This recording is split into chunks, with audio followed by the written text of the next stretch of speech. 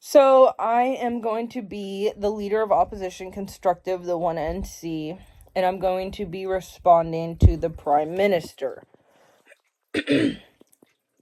Bear with me here. I'm starting to get sick, so I might just end up coughing up a lung, but we're here.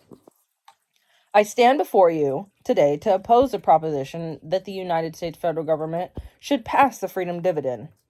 While the Prime Minister has presented compelling arguments in the favor of its proposal, it is my duty to scrutinize its feasibility, desirability, and potential consequences.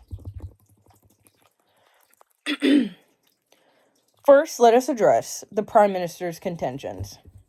The first contention the Prime Minister argued was homelessness. The Prime Minister argued that the lack of a freedom dividend contributes to higher level of homelessness. However, attributing homelessness solely to the absence of cash transfer overlooks the complex interplay of factors.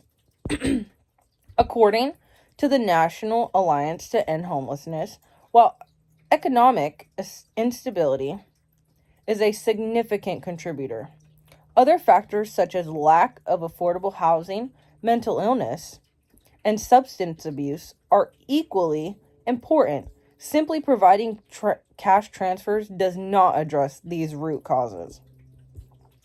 The second contention, she argued, was living paycheck to paycheck. It is undeniable that many Americans struggle with financial insecurity, living paycheck to paycheck. According to a report by the Federal Reserve, nearly 40% of Americans would struggle to cover an unexpected $400 expense. However, the proposed freedom dividend may not be the most effective solution. Research by the Congressional Budget Office suggests that raising the minimum wage would directly benefit low-income workers without the risk of inflation associated with the unconditional cash transfers. Her third and final harms argument was poverty. While poverty remains a pressing issue, the effectiveness of the freedom dividend in alleviating poverty is questionable. According to the U.S. Census Bureau, the poverty rate in 2020 stood at 10.5%, representing approximately 35 million Americans. While cash transfers may provide temporary relief, targeted interventions addressing education, healthcare, and employment opportunities are essential for sustainable poverty reduction. The Economic Policy Institute suggests that the investments in education and workforce development have a more significant impact on long-term poverty reduction than universal cash transfers. The Prime Minister contends that the political disagreement hinders the implementation of the freedom dividend. While there may indeed be ideological divides on this issue, bipartisan support is not a prerequisite for an effective policy. The success of initiatives such as the Affordable Care Act demonstrates that cooperation across party lines is possible. Instead of focusing on political differences, we should seek evidence-based solutions that address the root causes of social and economic challenges. The Prime Minister also suggests that providing a monthly stipend will solve homelessness altogether. However, homelessness is a multifaceted issue requiring comprehensive strategies.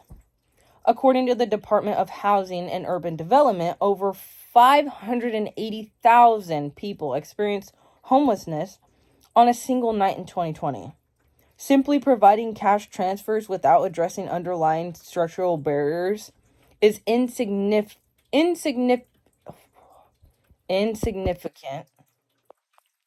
to solve this complex problem.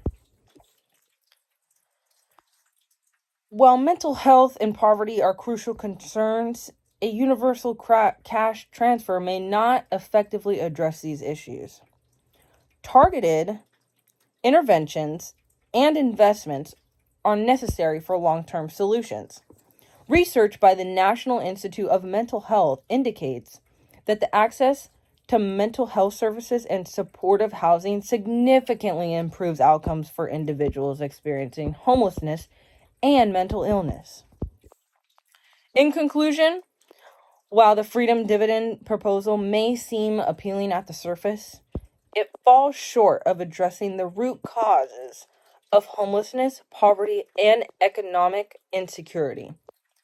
We must pursue evidence-based, comprehensive solutions that prioritize sustainable change over short-term fixes.